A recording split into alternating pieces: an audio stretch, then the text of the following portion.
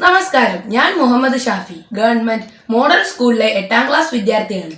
ഹിന്ദിയിലും മലയാളത്തിലും ഒരേ ഉച്ചാരണം വരുന്ന വാക്കുകൾ എന്നാൽ വ്യത്യസ്ത അർത്ഥം പ്രകടമാക്കുന്നു.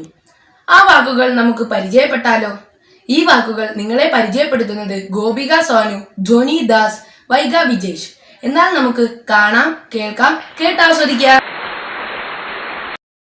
ശരം, നാണം, ശരം, കടുവ, കൈപ്പുരസം, കടുവ, ശിക്ഷ, വിദ്യാഭ്യാസം, ശിക്ഷ, കായം, നിലനിൽക്കുക, കായം, കാൽ, കാലം, കാൽ, ചുമ്മ, മുത്തം, ചുമ്മ, പായൽ, പാദസരം, പായൽ, ആട്, മറ, ആട്, നൂറ്, പ്രകാശം, നൂറ്, ചാൽ, നടത്തം, ചാൽ, മോർ, മയിൽ, മോർ, ചാർ, നാല്, ചാറ്, ആലോചന, വിമർശനം, ആലോചന, ചോർ, കള്ളൻ, ചോറ്,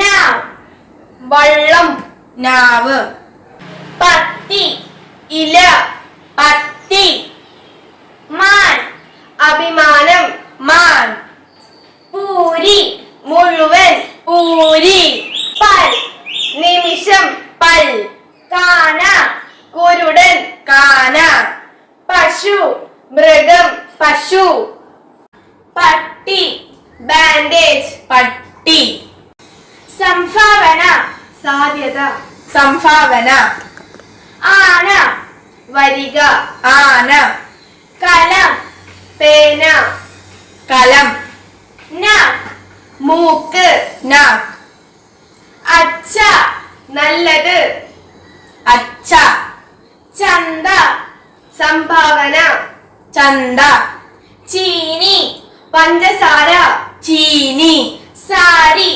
മുഴുവൻ, സാരി,